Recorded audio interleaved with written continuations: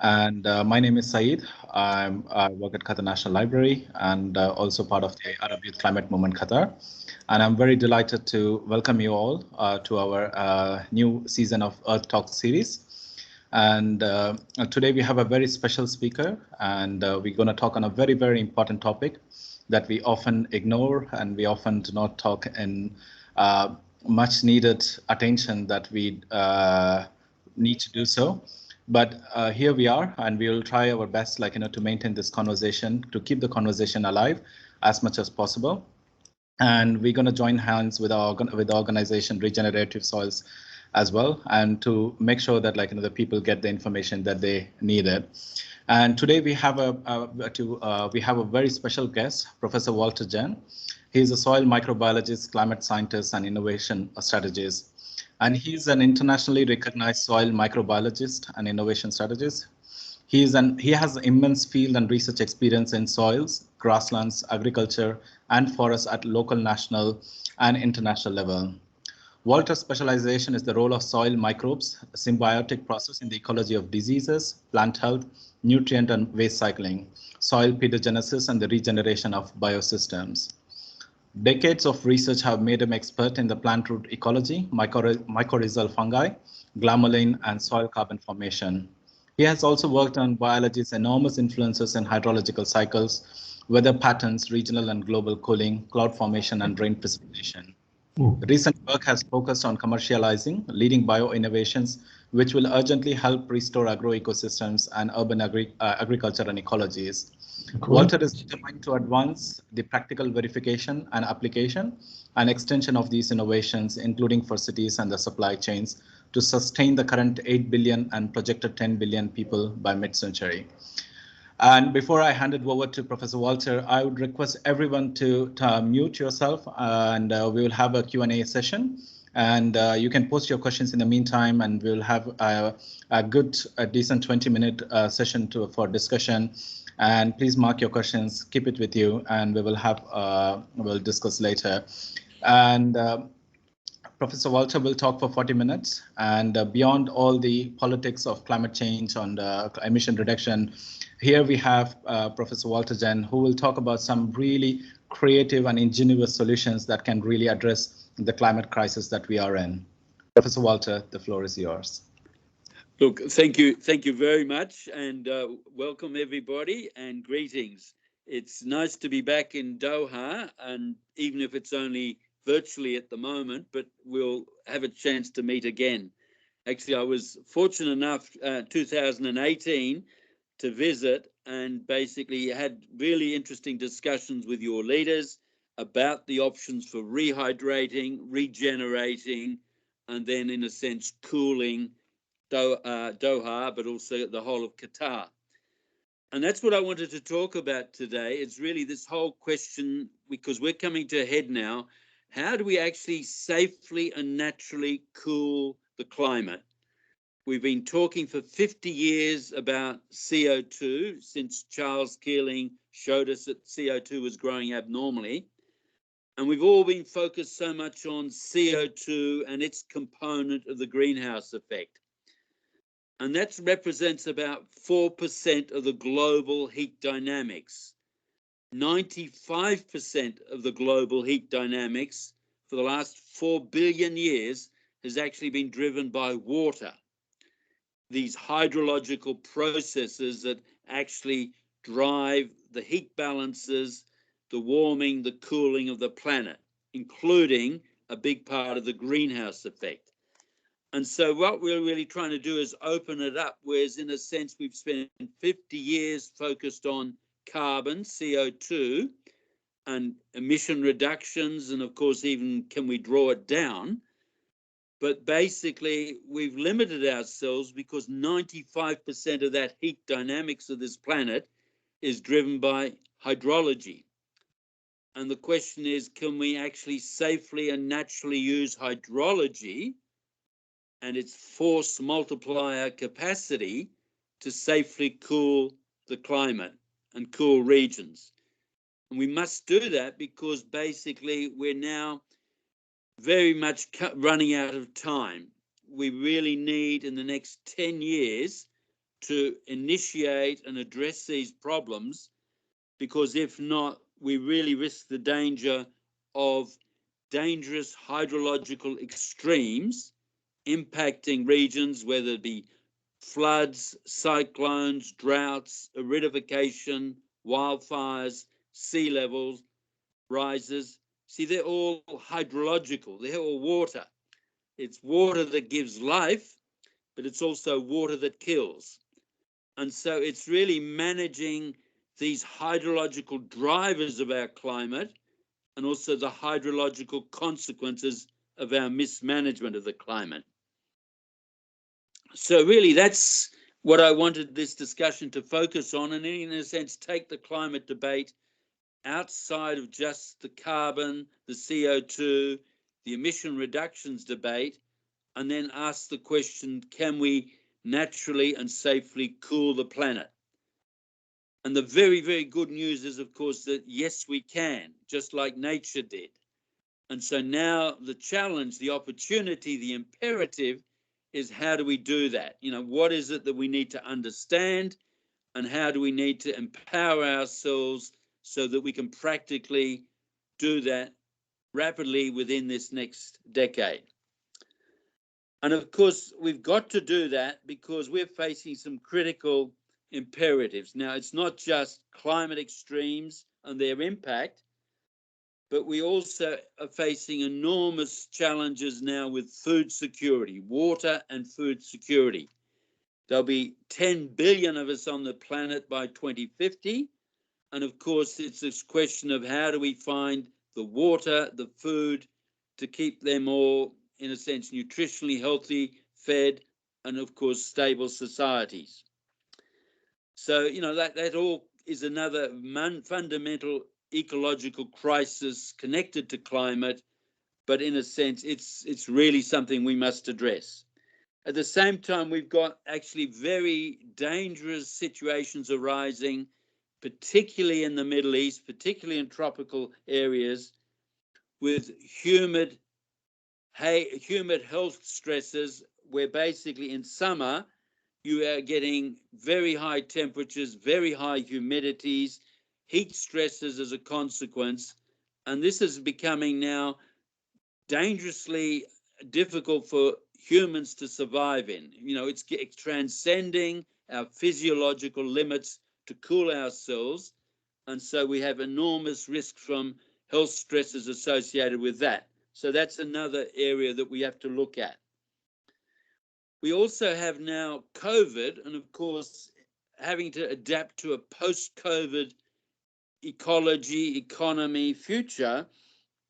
And we have to ask the question, how vulnerable are some of our globalized supply chains? Do we have to relocalize? Do we have to actually rebuild autonomy into a lot of our systems, because our dependence on these globalized supply chains are fairly risky? And then coming back to the climate debate, we've got this other question, in a sense, how do we change our thinking and our metrics away from just carbon and carbon accounting, and ask the question, how do we do cooling accounting? How do we actually get metrics for cooling, get offsets and credits for cooling, so we're actually addressing the real crisis that we're facing, warming, rather than abstracted to the sideline by just playing around with carbon, but not necessarily addressing the warming and the dangerous imperatives that that implies. Okay, so these are in a sense the imperatives, but let's not be too down about it, because the good news is that we can address all of these processes and all of these challenges and safely and naturally cool the climate in time. Okay, and we can do that very simply, as nature did, by just regenerating the biosystems that we evolved in and we depend on totally. Our economy, our society, our communities depend entirely on these natural biosystems. And it's really us re-understanding and then regenerating them where we've disturbed them because that's our only long-term basis for a sustainable, secure future. And to do that, of course, it's all about a very simple point of agency. It's all about regenerating the Earth's soil carbon sponge. Okay, and I mean, we'll come back to that time and time again, because in a sense, it's in that regeneration of the Earth's soil carbon sponge. That's how nature actually created the biosystems we depend on. That's where we need to actually rebuild those biosystems. But I'd like to make the point that's the only point of agency we humans have to practically intervene in ecology, in nature, to actually help repair it, regenerating the Earth's soil carbon sponge. And in a sense, that gives us the power, that gives us the empowerment to do that. And if we can do that, we should be able to enable Qatar, but all the countries in the Middle East, to rehydrate themselves, to regenerate their natural biosystems, to regenerate their seasonal climates, the savanna woodlands that existed there previously, and even, in a sense, allow species like the Arabian oryx to flourish in Qatar again. I mean, it's your national symbol, but basically the answer is let's build the habitat, the environment, where it can actually roam across your 1.2 million hectares of land.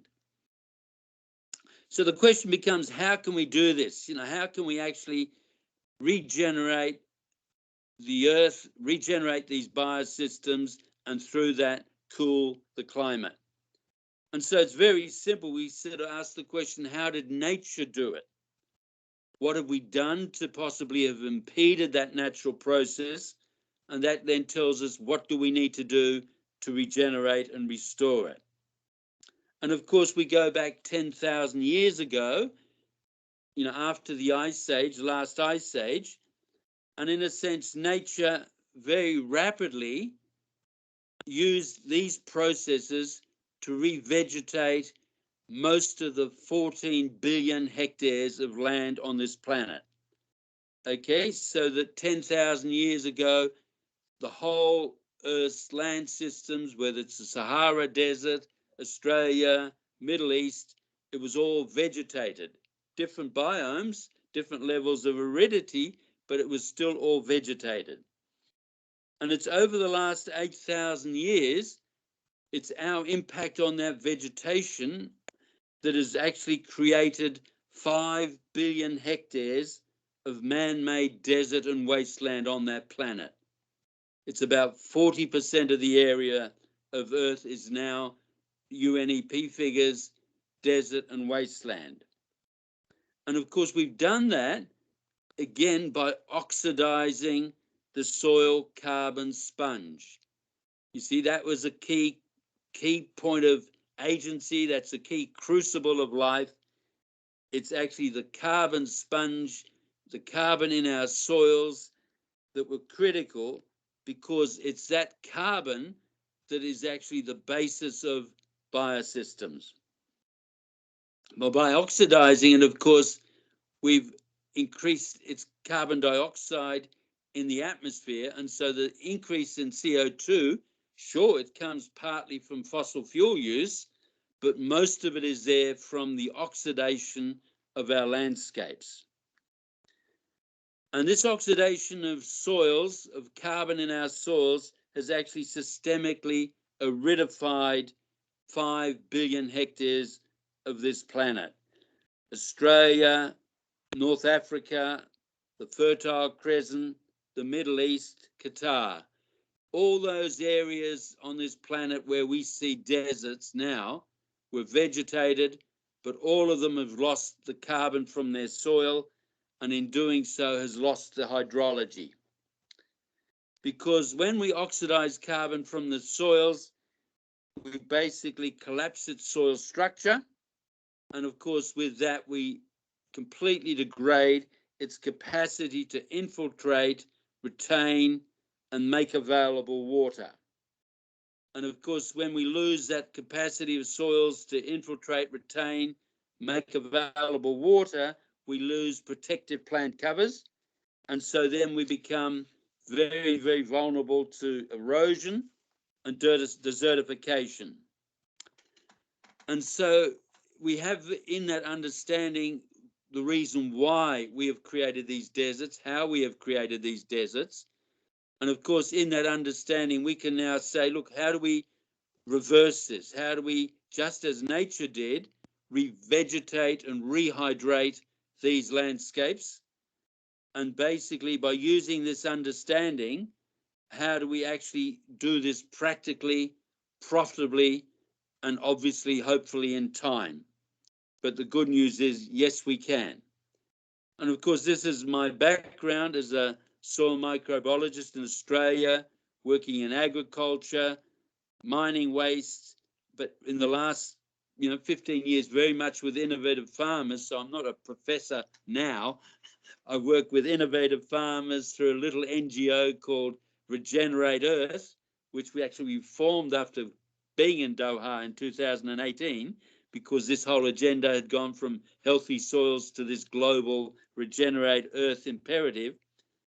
And basically, it's using that understanding to harness the natural systems, the processes to rehydrate and regenerate these at-risk arid landscapes.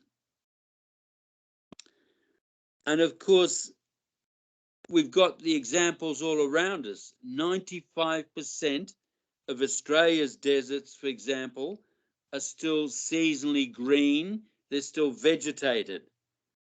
And if that's the situation in Australia, they're deserts, but they've still got vegetation on them. The question is, how do we do that? Can we actually regenerate Qatar, the landscapes of Qatar, and do that as well? And again, just as we degraded those soils, we can rebuild those soil carbon sponges. And we do that by fungi and plants, and simply by growing in those soils, these pioneer plants, the fungi and the plants leave behind organic detritus, and that mixed with the mineral soil waste actually creates soils, healthy soils. Okay, so it's really a simple matter. We've got mineral soil waste, and by adding up to 3% carbon through the fungi, through the roots, through the plant growth, we are actually changing the structure. We're increasing the porosity, permeability of those soils, and we can actually make those soils again able to infiltrate water, to retain water, and to make water available for more plant growth. And so this is a process that nature used 420 million years ago when they first colonized the land. Like 420 million years ago, there was no life on land. It was just life in the oceans. But it was these fungi and then the plants colonizing the rocky earth that rapidly created the biosystems that covered the planet. And we can take these same processes and accelerate them to rebuild the soil carbon sponge and then rebuild healthy landscapes. And in a sense, that's the challenge we've got in these desert areas, right? How do we rebuild that soil carbon? How do we build the sponges, the in-soil reservoirs, the capacity of those soils to then infiltrate, retain every raindrop that falls rather than letting it run off in wadis and flash floods? And how do we build the resilience, the capacity of those landscapes to keep on sustaining green growth for longer? And that's then the critical issue, you see, because if we have green growth, we can have the water that's available for plant transpiration. And it's transpiration by plants that then gives us the next force multiplier winning advantage, because by transpiration, we can cool regions and the climate. That's simple. That's how nature does it. That's nature's air conditioner. and we can engage that air conditioner at no cost everywhere on the planet simply by transpiration, by growing plants. So how does it work? Well, obviously, for water to transpire, it needs to go from liquid to gas, water vapor. And of course, to do that, it takes latent heat. It takes 590 calories or thereabouts of heat per gram of water to convert from liquid to gas. And of course, that heat has to come from its environment, the surface environment. And in so doing, it actually cools that surface environment. And this is extremely powerful because this evapotranspiration force on this planet drives some 24% of the cooling of this planet. 24% of the incident solar radiation from the sun is naturally taken up back into the upper atmosphere and then largely out to space by these latent heat fluxes through this evapotranspiration process. And so there's our solution, isn't it? It's one of our solutions. All we need to do is actually reintroduce transpiring green plants into our environments, and we've got natural air conditioning. 24% of the incident solar radiation we can put back out basically through this transpiration process. And of course, we've done that all over the world. I live in Canberra, Australia's capital city, and 100 years ago, before it was built, it was, again, a very hot, dry, exposed, barren environment. Not quite a desert, but in summer, it was actually just as a desert. And so the first thing the innovators did was saying, look, how do we make this livable? Is they created an urban forest. And that urban forest is now 10 degrees centigrade cooler than bare exposed landscapes just a couple of kilometers outside of that forest region. So on hot summer days, we've got a 10 degrees centigrade air conditioning effect in this urban forest, making that environment very habitable, very pleasant, contrasting the environment outside. And of course, it's that simple. It's just a matter of growing these mesic, urban, green environments to naturally and safely cool those regions. But this actually does something much, much more powerful, and we've touched on it before, because this is what limits the humid heat stresses and the health risks that are now threatening vast areas of the Middle East and vast areas of the tropical world. And as we said before, if temperatures go above 40 degrees centigrade, relative humidities go above 80%, then conditions become physiologically dangerous, beyond human cooling capacity. And so then our body temperatures, particularly at nights, goes up, and then we end up with all sorts of problems, heat stress, renal failure, mortalities. Thousands of people have died in Europe, in Russia, in 2003, 2010, in these humid heat events. And these are going to become much, much more dangerous and much, much more common unless we do things about them. And the point is that, as we have shown through the transpiration cooling, as, for example, that example in Canberra demonstrates, we can actually cool these regions significantly, 10 degrees centigrade.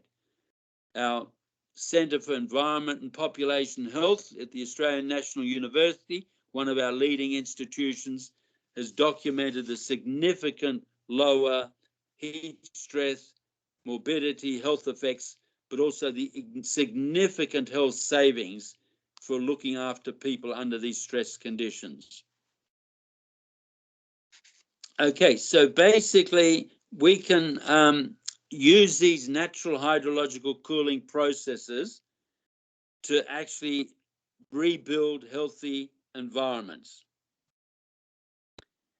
The capacity to actually cool these habitats, again, creates a whole series of other hydrological opportunities. Okay, because we've talked about transpiration as one of the cooling mechanisms, but nature, in a sense, works through multiple mechanisms. And another one is, of course, another one is actually related to what happens to the water that is transpired in the air. Okay, and obviously that water, when it's transpired into the air as water vapor, it condenses, and then how it condenses has fundamental, again, secondary effects on the climate. It can either condense into humid haze microdroplets, very, very small microdroplets, to create these humid hazes. And of course, they contribute to this dangerous heat stress environment where we have these persistent humid hazes all over summer, making conditions unbearable. But these same transpired water flows can also condense into cloud droplets. And of course, cloud droplets coalesce and form clouds, and these clouds have a very effective albedo cooling effect. And again, they can take another 30% incident solar radiation from the sun and reflect it directly back out to space, thereby cooling the regions below them.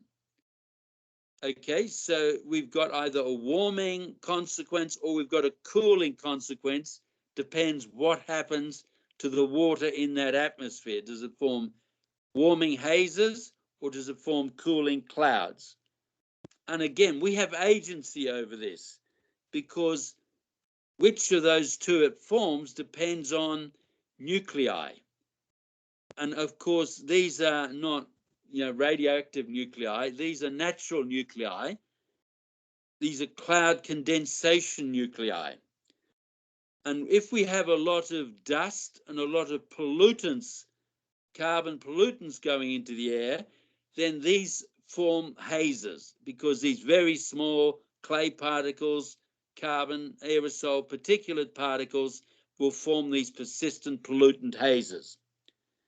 But where we have actually natural hygroscopic microbial nuclei from vegetation, transmitted from vegetation, we can actually induce cloud formation. And those cloud formations cool. And so again, nature has had this exquisite balance between whether we have warming hazes or we have cooling clouds, depending on what level of nuclei are formed naturally. We, of course, have disturbed that because we've massively increased the amount of dust and the amount of aerosol, particulate carbon emissions into the air. We've also, of course, degraded natural vegetation biosystems that were producing these natural microbial hygroscopic precipitation nuclei that created clouds and then later on rain. So again, here we have a point of agency, we have a point of leverage. We govern which of those nuclei dominate, and through that we can actually govern the level of cooling or the level of heating in a region. There's one other very, very important process that we, in a sense, have agency over that, again, flows from what we've been talking about.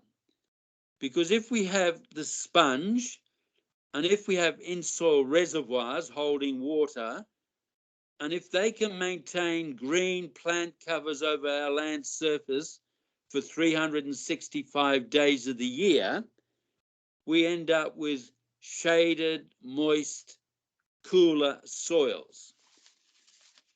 These soils with this vegetation cover rarely get above 20 degrees centigrade in temperature, in surface temperature. By contrast, where we have the same soil nearby, but it's got no vegetation, it's bare, it's exposed, it's absorbing incident solar radiation, these soils often heat up to over 60 degrees centigrade.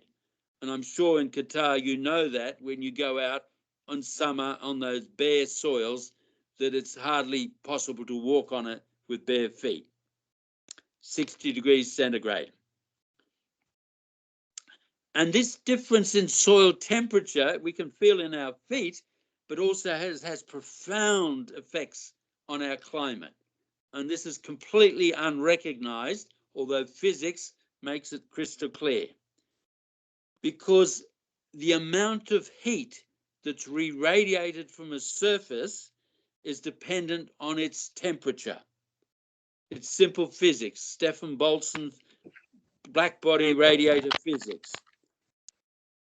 But the black-body radiator physics dictates that it's not just the temperature, it's the fourth power of the temperature in degrees Kelvin that governs its re-radiation. Fourth power means it's a temperature times a temperature times a temperature times a temperature. So clearly a cool, moist soil at 20 degrees will re-radiate massively less heat back into the air compared to a bare, hot soil at 60 degrees. Massively less heat. And now comes a really critical effect, because again, while we don't recognize it, it's inescapable.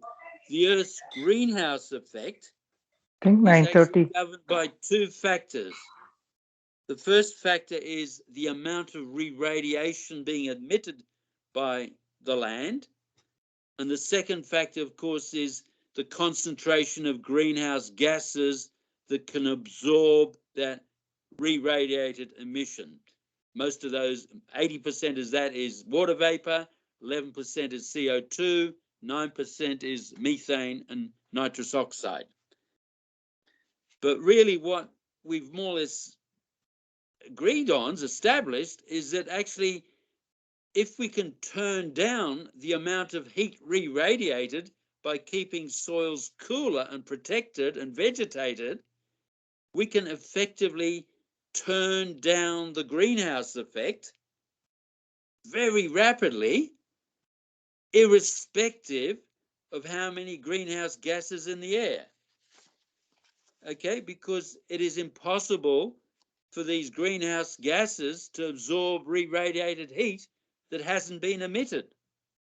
Okay, so we can turn actually the climate, the greenhouse effect, down from ultra high to simmer simply by keeping our land surfaces cooler. And we can do that simply by keeping them vegetated. And we can do that simply by keeping the soil carbon sponge and hydrology as nature had it. We can do this rapidly within weeks. How long does it take for us to grow a cover crop over bare soil to actually provide soil protection? A matter of weeks, a matter of a couple of months at the most, but certainly not the centuries and the millennia that will be needed for CO2 emissions reductions to have any effect in reducing the greenhouse effect. Why? Because we've got 50 times more carbon dissolved in the world's oceans, and that carbon will re-equilibrate with the air as we take carbon out of it or reduce emissions.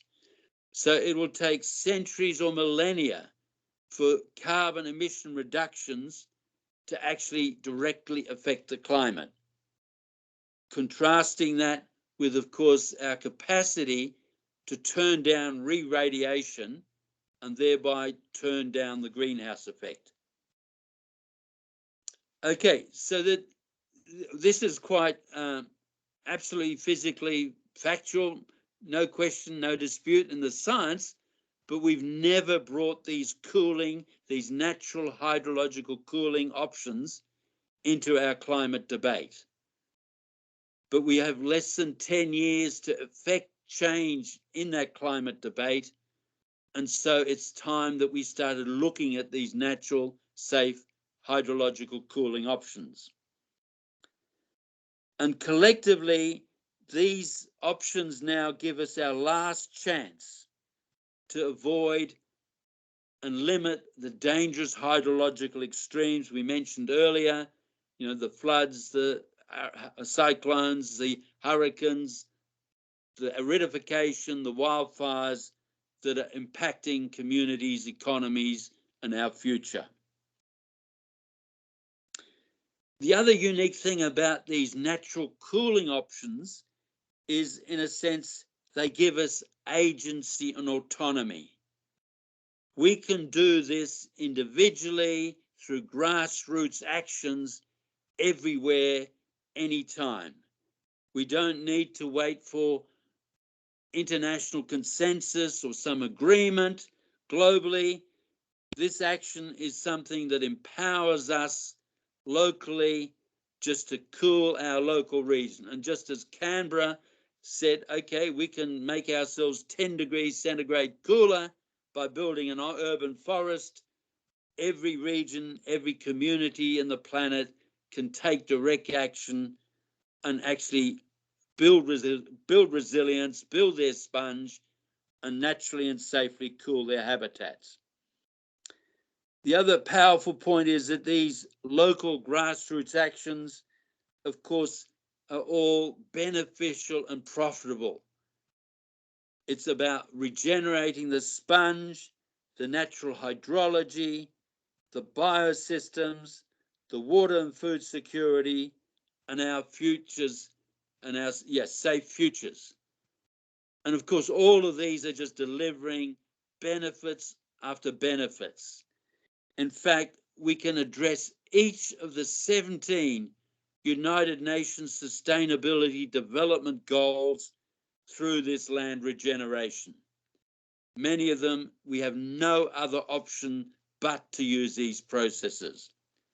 So I'd like to make the point that these safe hydrological cooling processes are effectively now our last chance of humanity to actually rebuild the healthy, cooler climate, the biosystems we depend on, and basically in that secure our safe future.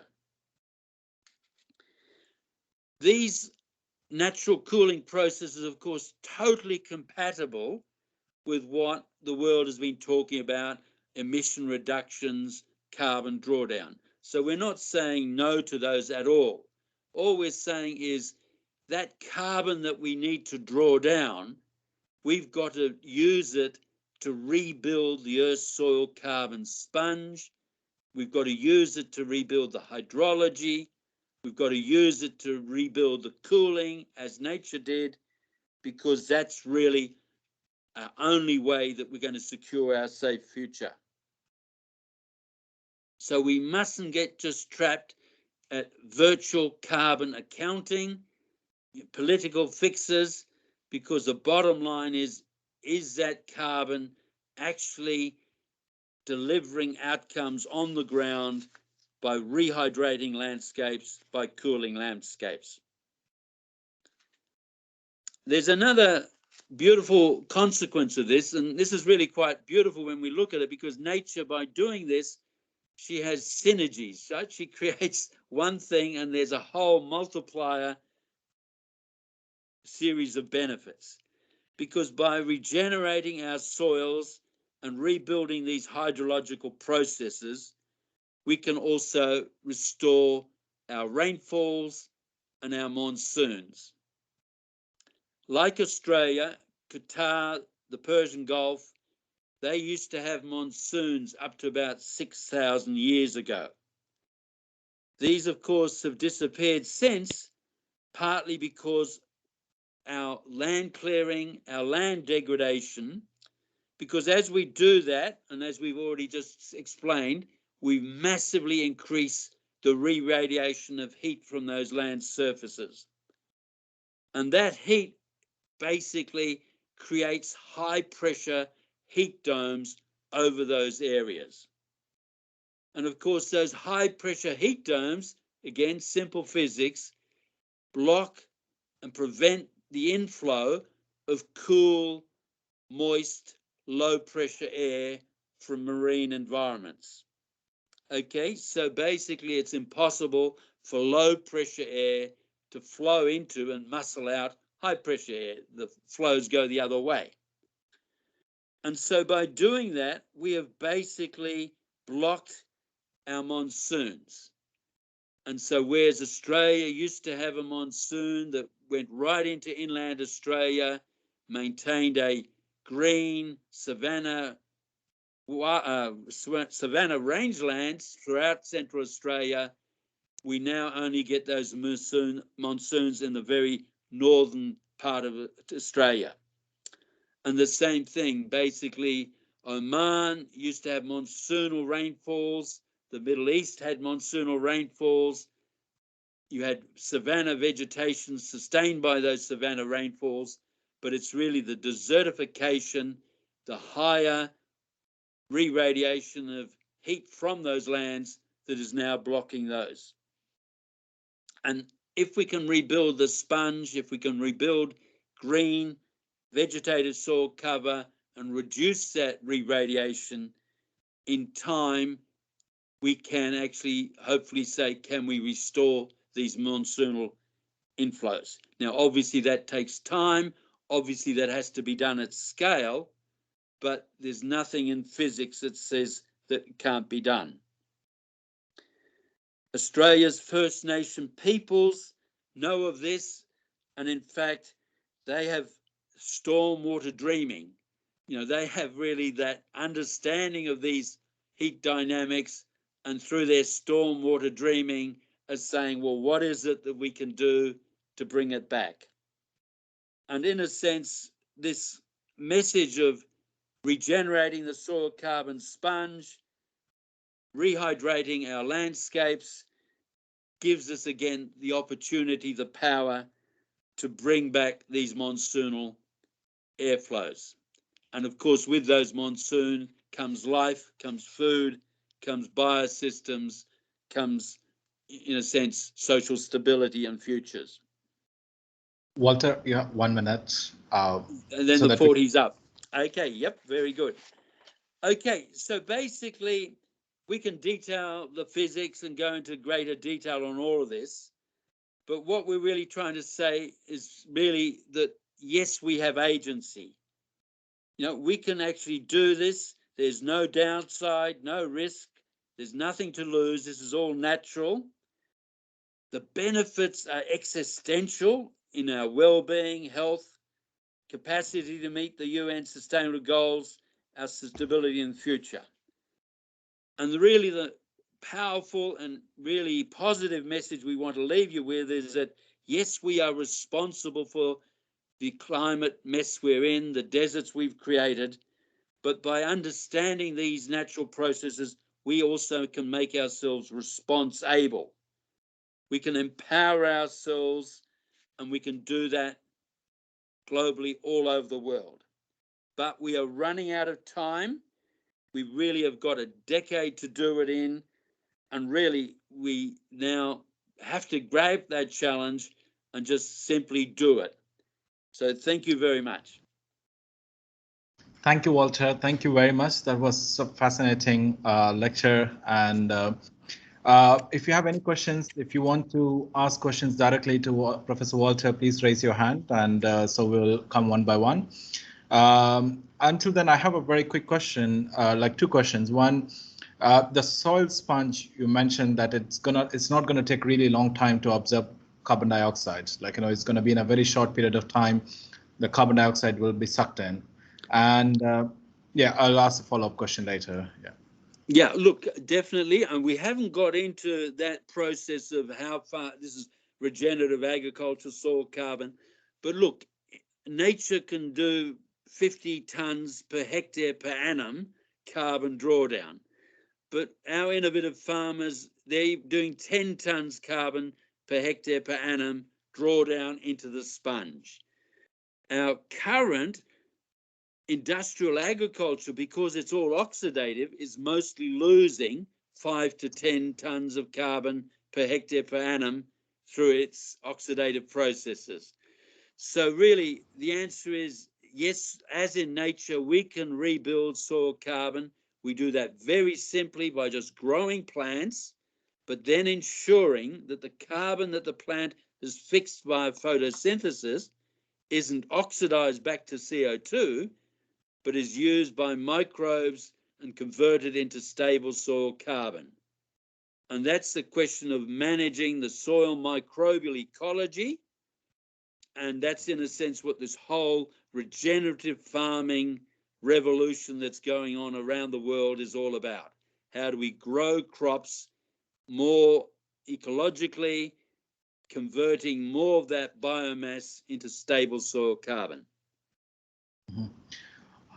Great. Another question, like in the last 2-3 years, we have seen in the Gulf region, like almost all the head of states, there's a kind of a policy to raise, I mean, like, to plant trees. And what do they need to keep in mind? And like, because and Saudi Arabia has this Middle East Green Initiative where they plan to kind of, almost million or 20 million trees, something like that. Like, they have such a massive number that they're planning to do. So Yep. what is the get it right in order for this initiative to be successful and that aligns with the local principles? Yep. Yeah. Very important, very good question, you see, because we live above the ground, right? We walk on the ground. And of course, we want to see a tree. And as we say in Canberra, there's an urban forest. And so we want trees. And the answer is plant trees. And they're talking about planting 1 trillion trees, right? Because that's the scale that we need to work at. But the point is that because we live above the ground, we ignore life down under. We ignore what's going on down under. And a tree can't grow unless it has water. Okay, because that's what actually keeps the trees alive, it keeps it transpiring. And it doesn't have water, as we've talked about, unless there's a soil carbon sponge to infiltrate, retain, and make that water available. So the starting point in the Middle East is not to plant a tree. The starting point has to be, how do we regenerate those soil sponges to give you the water to rehydrate the landscapes, to then accelerate the natural succession. And because we want an instant green fix, we often come in with, trees we want to grow.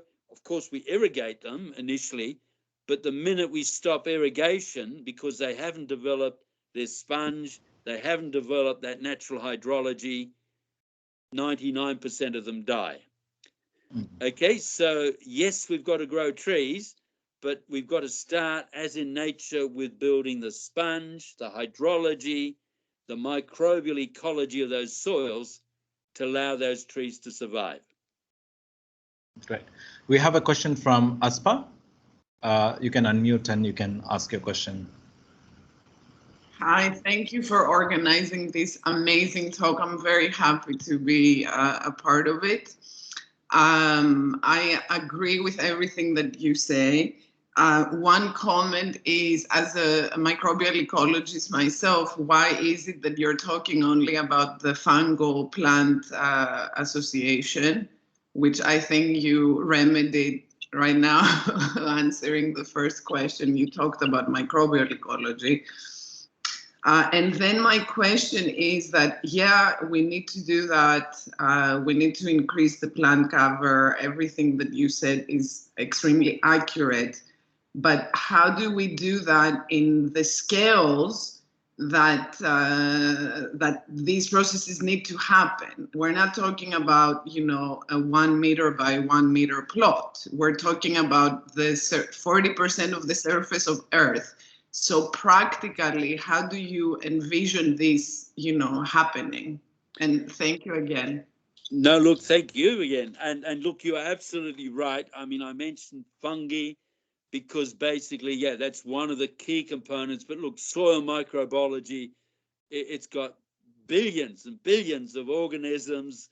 And basically, yes, there's fungi, bacteria, actinomyces, and we could go on, enormous diversity. But the fungi are pretty important because those fungi are very much in those pioneering petagenesis, soil forming pioneer roles. But that's something that we can talk about in soil microbial ecology, I'm sure. the other question is actually just as important, though. How do we do this at scale?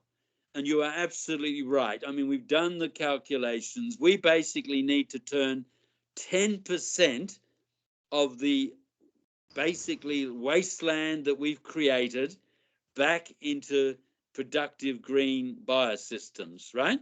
And so, and of course, the same thing in cropping and grazing and forestry. We've got to basically say, take about 10% of our current residual biosystems and say, no, we need to have extra, 10% extra. And yes, that will offset 1 degree centigrade of cooling, of warming that we've induced today. Okay, so we've got all the algorithms, we can calculate all that. And yes, 10%. So yeah, 500 million hectares of arid wasteland. Now, how do we do that? Well, it's challenging, but no, yes, we can, because you split that up amongst, different nations with lots of arid land. And here are now accelerated land regeneration processes. Again, we could talk another hours about this, but yes, how do we do that? Now, we don't need to plant it all ourselves, because we can use force multipliers. We can direct seed, we can use animals to seed it, we can regenerate these things, these areas naturally. And we've been doing work in India with a colleague, Vijay Kumar, Andhra Pradesh, and we've, for example, got a thing called pre-monsoon dry seeding, where we are basically pelleting seed, and we can actually now extend that regeneration of vegetation in dry, arid lands through these seeding practices over large areas. So by all means, it's not just planting, but basically it's using all those tools. But yes, the challenge is 10% in each of our different land use categories. Can we actually regreen that extra 10% to offset the 1 degree centigrade warming we've locked in so far? Thank you. So we have a question. I'm not sure how much you could answer this one. Have there been any successful trials on turning a landscape such as Qatar into a successful transpiring system? You've been to Qatar, and so yes. Did you have a chance to see any of that work has been done, or ASPA been there as well? If you can yes. No, look, absolutely, and the answer is yes, we can, and yes, we have. Right. One of my jobs. This goes. I'm very old. You see, this goes back to the 1980s when I was with CSIRO. We had a project, for example, working with our mining industry, 15, including in the arid areas. And certainly we have got, again, mine waste, like overburden, crushed rock, millions and millions of cubic meters of this material in the desert. And then the task was, how do we regenerate that? How do we regreen it? So yes, how do we take these arid, rocky primary wastes, and actually how do we regreen those systems? And yes, you can now see those regreened areas from space, from Google Earth. You can zoom down and say, yes, there it is. It's all green. It's standing out even relative to the natural desert. But this was all regenerated naturally without water, without many inputs, by accelerating these natural regenerative processes. Okay, so we have a very... Actually, just to add further, look, and similar examples exist in Africa, in many other areas, and there's a whole series of processes, agroforestry processes, as I said, these pre-monsoon dry seeding. But the bottom line is, to be fair, is we have to actually look at each situation. We have to see what are the limiting factors in that situation. And then we say, look, where are the natural processes that we can re-establish and accelerate to do that? And coming back to Aspa's question again, often that involves these mycorrhizal fungi, because they are really very significant in the primary colonization of these degraded arid lands. Okay. Hi, Stephen. Good to see you. We have a question. There are urban farm towers being built. But my understanding is that to be really helpful, the carbon sink needs to be on the earth itself, not man-made towers. Would that be correct? And what are your thoughts on the possible innovative solutions to regenerate the carbon sponge in urban areas? Look, absolutely, yes. And this is a key point, you see. At the moment, the whole planet, the whole politics is looking at carbon accounting, and can I have carbon offsets? And basically, yes, can I take carbon out and put it underground? But if it's just underground, it's not actually functional. It's not actually contributing.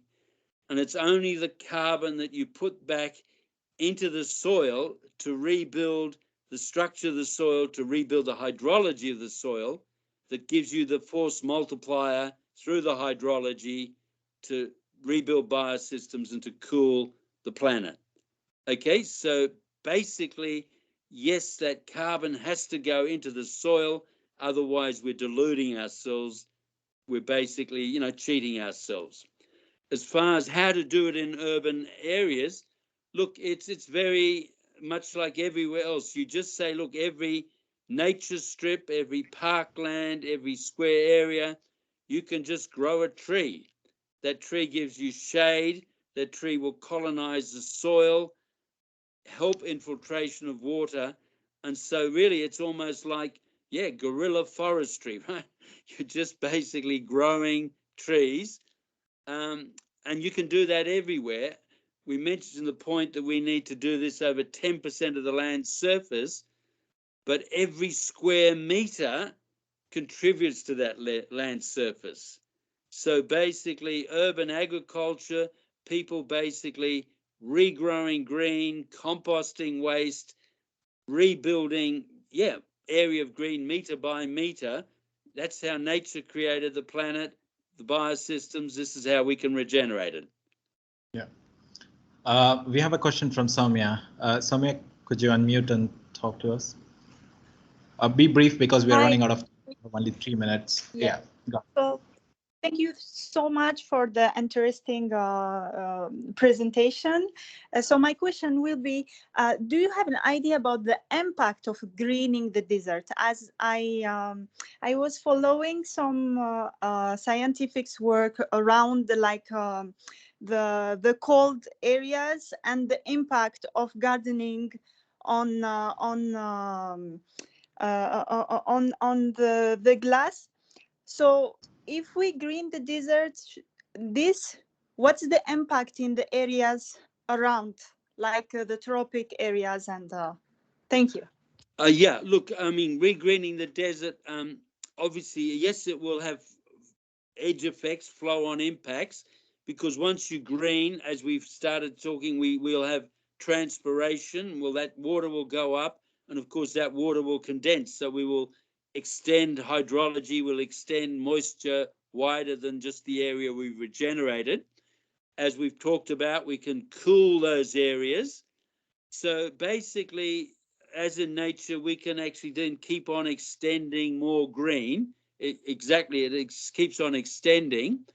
But basically, there's no detrimental effects on regreening the desert. I'm not saying that we have to take all the desert away, because then there'll be some arid zone animals and habitats that will be lost. But basically, we've got 5 billion hectares of arid wasteland and desert. So yes, we can regenerate some of it. But look, it's natural, so there's no negative effects from doing so. Thank you. So we have. Yeah. Oh, okay. Just to, so we are okay. That's a desert. There is some ecosystem to protect. That was my only. Yeah. Oh no, we can protect. Yeah. No. Look, let's keep some arid areas protected. We don't have to do all the deserts. Absolutely. Deserts are beautiful places. Thank you. So we have a final question. How successful do you think will be the Great Green Wall of Africa to defend against desertification? Look, yes, actually, it's wonderful, but I mean, obviously, it's a question again, as we talked about, how well can those soils develop with the green wall? Can that hold enough water? And then, of course, the question becomes, it's social. how much grazing pressure, overgrazing, you know, and how much degradation on the green walls. So basically, yes, it's positive, it's advancing, but there's also then questions about, okay, if there's negative factors, where will the balance be? Most of the green wall, though, has come back from the natural regeneration of native plants, right, by taking away grazing pressure. So it's a very positive contribution to what we're saying. How do we naturally regenerate and regreen these areas? So with everything, it's not a matter of absolutes. It's a matter of what's the balance between regeneration and, of course, using. You know, we still have to use biosystems, but it's the question, what we use, we must also replace. Yeah, thank you very much. And unfortunately, that's all the time that we have for today. And we hope to bring you back to Doha, Walter. And next year, we are planning to host a 2-day conference. The tentative title is Imagining a Post-COVID Future, Listening from the Grassroots. So we are working on it, and where we wanted to get all elderly and wise people like who've been in the fields working on these issues. And so that, like, you know, we can invite regional members as well to attend the conference. And I hope all the head of states and as well as like the right policymakers listen to you and to listen to this rather than putting their bets on technologies that will not result to solve the climate crisis. And I hope to collaborate with Regenerative Earth, and definitely we'll get back in touch with you when the time is right. And we wish to continue and maintain the partnership with you and to see how we can learn from your own experience and do some activities in Doha along with our other community partners and with the stakeholders here as well. And in the meantime, do take care of yourself and stay safe. Okay, thank you everyone for attending. And lovely. Thank you for taking time during the weekend. Thank you. Appreciate it. Well, thank you very much, and wonderful. Come back to Doha and let's grow a forest. Thank you. Bye bye. Thank you. Have a good day. Bye bye. Yeah, thank bye you, Stephen. Take care.